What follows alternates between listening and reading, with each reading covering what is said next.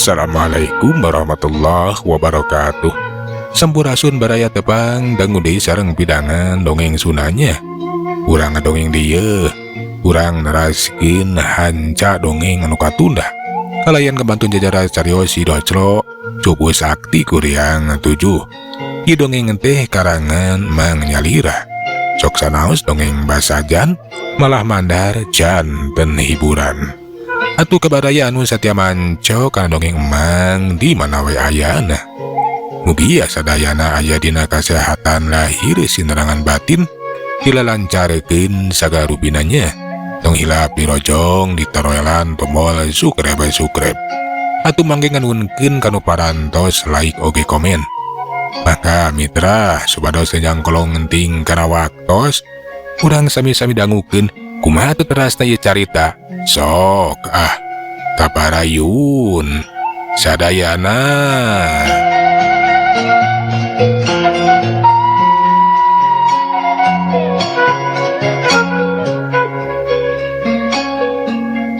Si Jamplang laju ngadeukeutan lawang kori reg atuh ngaraneg.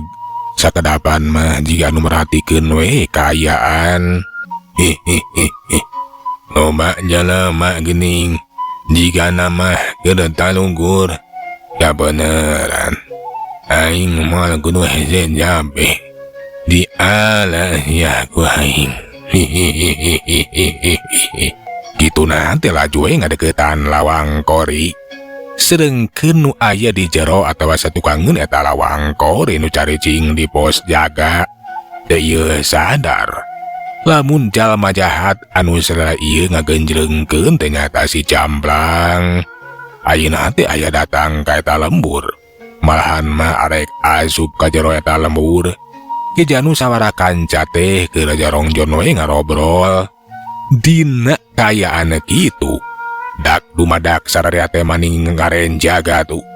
Kabeh ge mani reuwas da eta kadenge sora anu ngabaledug dibarengan ku ngajeblagna lawang kori. Plak, lawang teh kiwari mah geus kabuka. Kijanu jeung dua urang anak buahna teh laju cung ngejelang we atuh moro ka lawang kori. Breh katempo aya lalaki jangkung gede kerenang tu ngabadegah. Awakna jangkung badag make baju sarua hideung bari jeung kayana teh teu ilahar. Aneh. Katempo tipu huleungeun nepi ka ramo-ramona teh mani baruluan jeung deui kuku-kukuna teh mani pararanjang sarareukeut terang wasnaker. Sakedapan mah kijanu jeung dua urang anak buahna teh ukur pating polohok we jika anu kasima. Kadenge eta si lalaki anu jangkung gede teh nu tayarian ti si Jamplang. Pok atuh cacarita. Sorana kiwari mah idem kakuatan tanaga jero anu pahara luar biasa na. Matak ngageterkeun kana jantung. Bage ya prajurit, ieu aing datang. Ayeuna mah moal didemitan. Saha sia teh? Nah sia anu salala ieu ngagarogala urang lembur teh euy.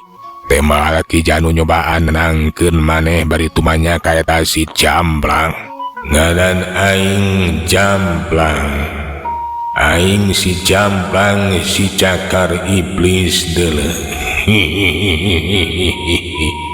Ngahajak datang ka dieu teh arek ngalah sia. Arek ngalah jajantung sia deuleuh ikeun nyampurnakeun ilmu aing. Weuting ieu di antara maraneh bakal aya nu jadi korban.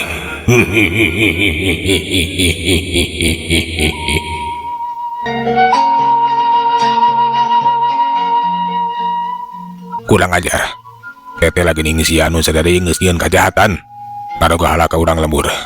Lamun kitu mah ayeuna keneh sia bakal dicangkalak. Temal kijanu barihan geus handel wajah tur ratu.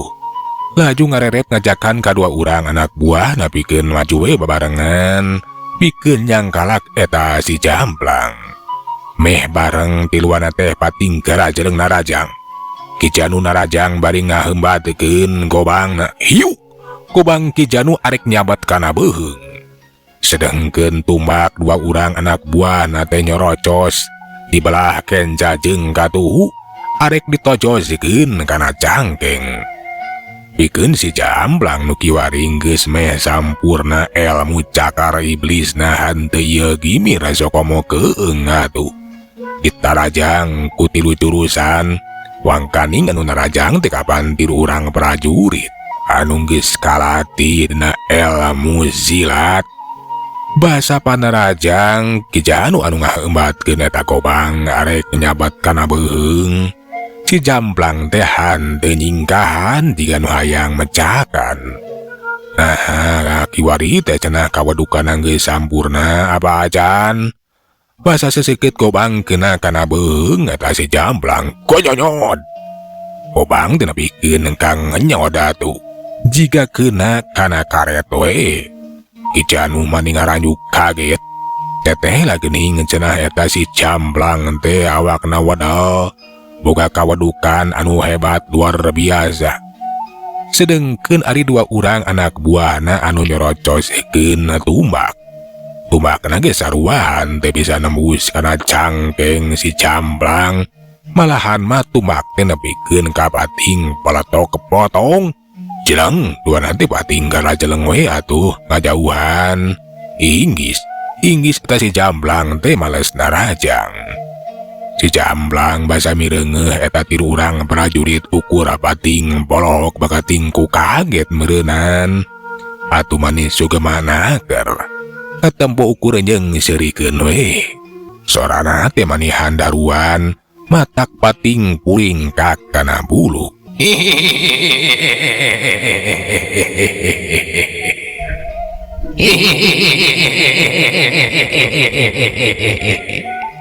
Cilaka euy, teh layu jalma jahat teh waduh.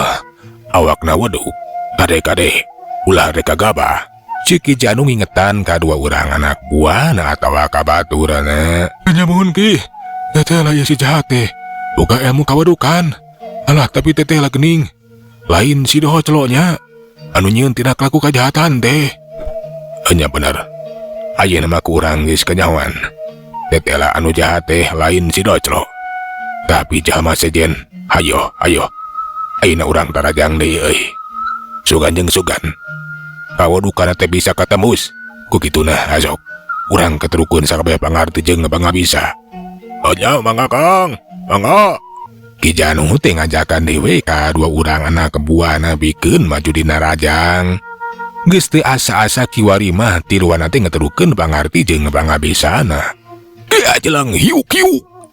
Gobang Ki Janu teh disabetkeun deui kiwari marek ditarokeun kana tarang.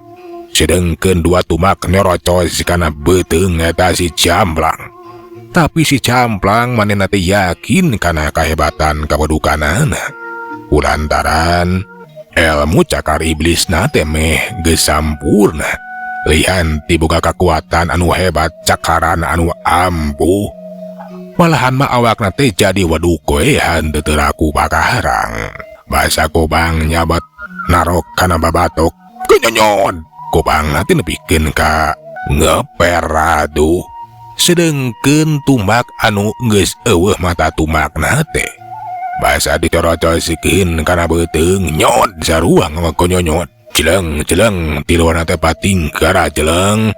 Sedengkeun ari eta si Jamblang mah jeung serikeun dewe jika anu ngahina. Ngan sakitu euy bangabisa saria teh lah prajurit kerajaan teh eueuh kabisa euy. Ayo bising masih panasaran. Gerak keterukeun sakabeh bangarti jeung bang babisa marane tiluan. Aing si Jamblang si jakar iblis sakedeung deui bakal ngawasa dunya deuleu. Ulah bakal sombong Andika Jamblang. Sia geus nyieun tina kalaku kajahatan tinang tuh. Pihak kerajaan moal ngantep. siapakah dicangkalak? Ayo, batur-batur. Urang cangkalak deui. Cek Ki Janu manehna teh henteu ieu sieun. Laju atuh nyobaan di maju narajangan kiwari mah henteu make pagarang. Laju museurekeun kakuatan kasaktena. Pada mapatkeun ajian ampuhna. Cileng Ki Janu bade ngahebatkeun peureupna nu geus dieusi ku ajian. Aduh. Peureupna teh nanggal pisan kana dada si Jamblang. Peladuh gasep mani mulek jarek-jek. Ki Janu ngajarek-jek kadorong ka tukang. Tetela ajian lagi henteu mampu pikeun nembus kawadukan si Jamblang. Sedengkeun dua urang anak buahna Ki Janu anu sarua. Dampaleunna teh geus dieusi ku kakuatan ajian zewang-zewangan. Basakeunna kana sasaran, duana ge sarua pating jarek-jek gue. Tetelak eta si Jamblang teh manika cira wadalana. Cilaka Gusti, tetela ieu jelema jahat teh sakti mandraguna. Anak, kumari barantos kieu. Urang ulah mundur. Iya, jelema jahat kudu sakancana kacangkalak. Ieu mangrupakeun kasempatan pikeun urang. Tapi Kang, nah moal ngabahayakeun kana kasalamatan urang. Kapan cidik? Alah, kekuatan urang teh henteu mahi. Najan ngahijikeun kekuatan oge. Urang salaku prajurit. Ulah arek sieun. Ulah arek remban ku aja. Hayo urang bajuang. Urang tarajang deui. Cek eta Ki Janu ngajakan kado urang anak buahna pikeun laju narajang deui. Basa Ki Janu ngakajeleng narajang. Sakilat harita teh si Jamblang teh mentak kiwari mah. Beung Ki Janu teh peunang dicakek. Pugue atuh mani roesan bari jeung karahasa atuh mani eungap. Lepaskeun sia. Lepaskeun. Sia bakal dijadikeun korban pamungkas ya. Jajantung sia ku aing bakal dihakan. Gebeg atuh eta Ki Janu teh maninga kabeueur heuwas. Tinang tu cenah dirina teh bakal ngaranapan cilaka. Diroga hala ditandas saku eta si Jamblang di ala jantungna. Kawas korban-korban anu geus loba kacaritakeun. Dua urang anak buahna Ki Janu henteu mikeun lamun nepikeun kadununganna teh diroga hala ku si Jamblang. Laju pating karaceleng deui narajang ka si Jamblang roro kahya. Si Jamblang harita teh ukur matakeun dampaleungeun kencana. Wus! Aya kekuatan anu hebat luar biasa keluar tina cakarana daya tawe. Najan jarak jauh. Eta dua urang anak buahna Ki Janu dapikeun kar pating jarengklang dina kayaan awakna teh mani rangsak bajuna sararoe. Untung we henteu nepikeun ka ajal binasa oge.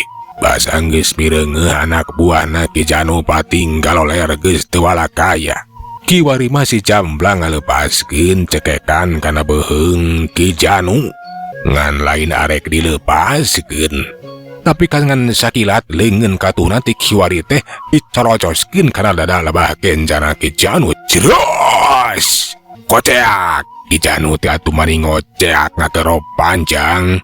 Sokomo basangan sakilat jantung teh geus beunang dicambret lumpuruk kawas kabuk gebruk.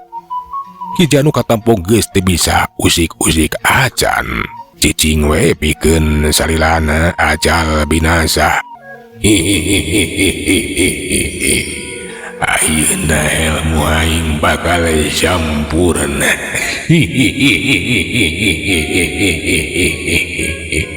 Ningali Ki Janu geus dadi layon di dina kayaan. Tobros dadak kencana bari jeung baloboran ku getih teh eta si Jamblang mah kalah kabungah we.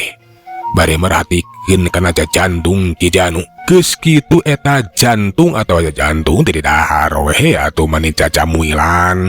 Ugu we atuh dua urang anak buahna Ki Janu teh mani soak. Teteh lah cenah eta jalma jahat teh badis iblis we jiga siluman. Jika sato anu henteu boga ras-rasan kajemjeng telenges we. Urang lembur anu ngadenge suara Ki Janu anu ngoceak. Rajuk pating buru duel Basa mirengeh nyaksian si Jamblang anu pikasieun pikakeungeun keur ngadahar jantung Ki Janu. Puguh atuh sararea oge manis soak.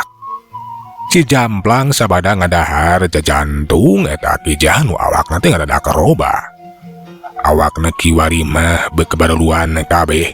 Ceulina ngadadak rancung sorot panon ngamborurung jiga panon ucing. Geus puguh ari huntuna mah kapan tita tadi oge sihungan. Atuh urang lembur jeung eta prajurit bagi sieun bagi soak. Inggis cenah maranehna oge bakal jadi korban eta si Jamblang. Alah, cilaka euy, Ki Janu geus jadi korban. Ayo kabur ke. Cilaka, kumaha lamun urang gak jadi korban? Nya ayo kabur euy, kabur. Ayo kalabur. Kanjang tinggalkeun ieu tempat-tempatan. Urang kudu nyelamatkeun diri euy. Urang lembur teh sidik nampa heula-heula atuh pating baratak we lalumpatan. Ngejat ninggalkeun eta tempatan inggih sieun jadi korban. Sedengkeun ari dua urang prajurit mah puguh teu walakaya. Tararasakeun kanyeri arek udang oge masih keneh acan kaduga. Atuh bati pasrah we kana kanyataan. Si Jamblang tetelahan teu boga maksud ngarogahala ka eta dua urang prajurit. Da puguh kapan kiwari mah geus nyampurnakeun elmuna. Malahan mah katempo kaayaan awakna teh kiwari mah geus balik dewe kana kaayaan biasa jika manusia ilaharana. Bari jeung ti lalaju ngejat ninggalkeun eta patempatan.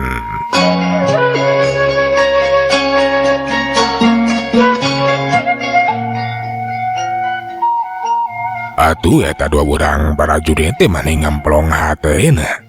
Tetela geuning cenah si Jamblang teh henteu boga maksud ngarogahala. Jung atuh maksakeun hudang kek diuk bari katampo sumengir nahan kanyeri. Alah, untung we urang mah teu dirogahala. Desa nasib kawas Kang Janu nya. Alah, eta si Jamblang teh kejam jeung telengas. Nya euy, untung we urang mah anteu nepikeun ka dibinasa. Dengaran awan nasib kawas Ki Janu. Urang kudu salamet. Urang kudu bisa balik deui mulang deui ka dayeuh. Wikeun laporan ka Ki Mudra. Teteh lah geuning anu geus ngarogala urang lemur teh lain si Dojlo, tapi si Jamblang euy. Kamarana urang lembur teh karah lalumpat atuh. Dina kaayaan kitu teu lila aya anu datang. Utajirian ti si Abah jeung si Ijan utas ngontrol nguriling anu sanjana mah keur ngontrol imah Nyiranda we tadi teh. Basa mirengeh dua urang prajurit baloboran ku geuti awak narang sakuku we atuh eta si Abah jeung si Ijan teh mani reuwas. Nah aya kajadian naon cenah? Ngan bae tadi tadi ge pak pugu ge geus reuwas. Da eta kadeh ngatu pating gorowok pating corowok kabur kitu. Boa-boa geus aya kajadian anu henteu dipiharep. Alah, nah aya kajantan naon ieu teh Aden? Wah, Jajang. Aya kajantan naon ieu teh Aden? Kunaon eta dugi ka? Nya tatu kitu geuning, sapertos dicakar. Kamanari Den Janu? Jeung dina urang lemur teh kalah lumpatannya jika nu kalah labur. Cilaka bah. Eta jalma jahat teh datang ka dieu. Tuh tingali kapan? Itu lawang kori nepikeun ka hancur. Bari jeung Ki Janu geus jadi korban. Kuring duaan ngaranapan tatu. Begituna. Sakancangna kuring duaan kudu diubaran ieu teh. Kuring kudu bisa salamat. Ngara bisa laporan ka puseur dayeuh. Alah, kitu kulan teh. Nya, hayu bah. Urang kudu sakancangna ngubaran ieu Den prajurit ya. Udah diantap. Karunya tuh. Aduh, mudah-mudahan we katulungan. Nya ayo Jang. Urang ngubaran tapi ke kamaran atuh urang lembur teh nya kalah lumpatan. Ayo sok. Ujang ka itu pe Janu sajena. Keun abah rek sabisa-bisa yo. Si Jan tetalang laju atuh ngabarta kelumpat rek nyusul urang lembur anu lalumpatan. Sedengkeun ari Batoi manehna teh sabi-sabi sawe. Kala papadotan rek ubaran eta dua urang prajurit. Urang lembur anu lalumpatan kiwari mah geus baralik deui. Teteh geuning cenah. Mareta kedua prajurit teh henteu ditandasa ngan bae ngaranna pantatu anu kacidaparna keur diubaran ku Batoi. Geus kitu mah eta prajurit teh laju dibarawa diparana ka jero pos. Aju dikolerekeun. Alah, geuningan salalamet. Alah, Aden punten. Abdi sadaya teh da pugu geus sieun soak atuh lalumpatan teh. Heunya, sanes teh emut ka Aden duaan. Ngan untung we geuning kabujang aya Batoi sareng si Ijan. Ya teh nanaon. Kami duaan teh henteu ditandasa. Eta hijamplang teh kaburu init. Hanya untung aya kaburu Batoi jeung si Ijan. Anu daratang deui baralik deui ka dieu. Alah, hanya ayeuna mah geus teu nyeri teuing yeuh. Lah nuhun Abah. Oh, jangan sami-sami Aden. Mudah-mudahan we atuh. Aden duaan teh saengalna damang. Asok jamahar ayeuna mah. Urang barawa we atuh ka imah ye piraku rek cicing di pos. Nya hayu. Urang saranak ye den prajurit teh nya. Ka imah kuring ye. Hasok atuh. Tapi ked ayeuna mah waktuna beak. Waktosna cenah parantos teh nya kapan. Segala urang tuna jajara carita si Docolo tugu sakti kuriang tujuh dugi kadi. Urang teraskeun dina seri anu salajengna. Manganunkeun tina sadaya peratosanana hapuntenna tina sadaya kakiranganana Mang Unur. Assalamualaikum warahmatullahi wabarakatuh. Cak.